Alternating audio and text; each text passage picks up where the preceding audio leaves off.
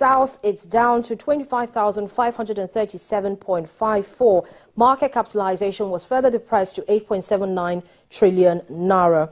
At the end of the week, volume came in at 823.547, clearly showing investors' lackluster attitude towards equities at the Nigerian Stock Exchange. We saw value also coming in much lower at 5.44 billion naira, and total number of deals at 11,634. Of course, if you have the broader index looking very negative, you can imagine what the sectoral indices look like. Of course, it was red numbers across the board for the banking, insurance, consumer goods, oil and gas, industrial goods as well. The oil and gas index was the heaviest loser for the week just ended, dropped 7.42% at the end of the week, and yet to date it's at minus 22.71. Let's talk to Ibrahim Babalola, who's an investment analyst with AfriInvest, as he takes us through what largely shaped investors' appetite for the week just ended.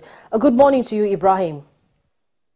Good morning, Harriet. Thank you for having me on your show. It's great to have you join me on the show. I can't say that it's a very great way for us to start the week, especially since we're taking a look at this numbers coming in from the Bureau of Statistics this morning. GDP further contracting to minus 2.24%.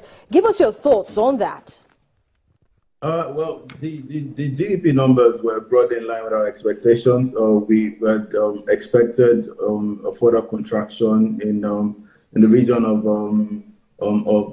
over 2%. So we weren't surprised. It was in line with our expectations. You know, we expected all GDP to further contract on the back of the challenges that we continue to face in that aspect. You know, the NDAs continue to pressure our production numbers. You know, even when there was a rally in oil prices, Nigeria really didn't benefit from it, as our production numbers remained low. Avocados was short for a large period during the third quarter. I think avocados came back and they bumped it again. So that sector will continue to remain pressured. But with the improvements in the agriculture, the contribution from the agricultural sector is actually a pleasant one. I think agricultural contribution to GDP was about 28.7%. So that sector did really well. I think the metal oil sector, the road transport sector,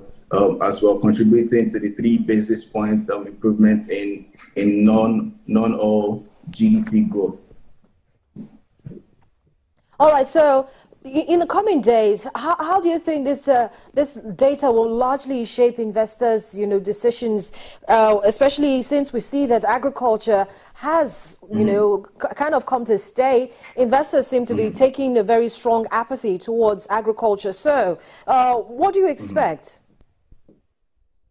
I mean, we expect that there'll be bearish performance generally in the market at the start of the week. But a lot of stocks have been punished in the last couple of weeks, and it's created a sort of bargain hunting opportunity for investors to take positions in this stock. So we expect that, again, this is the general market performance. We expect that there'll be some bargain hunting towards the end of the week. Investors would, in addition to the GDP numbers that have come in, investors would be taking. They'll be taking a closer look at the pronouncements from the MPC meeting, that's holding today and tomorrow, Yep. So we believe the decisions at this MPC meeting will be the major drivers of the equity market during the week, in addition to the GDP numbers, of course. But the GDP contraction wouldn't necessarily be a surprise to a lot of investors, as this was general expectations across board. So basically that might have been what contributed to the lackluster movement we saw with regards to the equities market. And even when the Debt Management Office held its bond auction on Wednesday last week, we saw it wasn't even as heavily subscribed as you would have expected. 95 billion naira on offer, and just about 35 billion naira was auctioned. Yeah, the bonds auction was largely undersubscribed. Again, a lot of investors are playing in the shorter the shorter end of the yield curve, taking positions in treasury bills on the back of the attractive rates in that space. I think there's a treasury-based auction on the same day, and that was oversubscribed. So investors are playing in the shorter end of the curve, shorter end of the market, looking at shorter tenured bills than longer tenured bonds. Again, the returns at that end of the market is more attractive at the moment. So for you, in line with all these numbers that investors have to chew and digest, and analysts such as yourself, journalists like me, what do you expect for the week? So as I've said, we expect the performance of the broader index to remain soft at the start of the week. Investors will be waiting for the deliberations of the MPC meeting. We might see a bit of sell-off today, knee-jerk reaction on the back of the numbers that have come in from the NBS, the GDP numbers. We'll see the knee-jerk sell-off, knee-jerk reaction from investors. But towards the end of the week, we expect that there'll be bargain hunting, on some value counters. When you look at how much these stocks have been flogged in the past couple of weeks, we expect that some investors will likely take positions. Investors hunting for bargain will likely take positions on some of these counters towards the end of the week.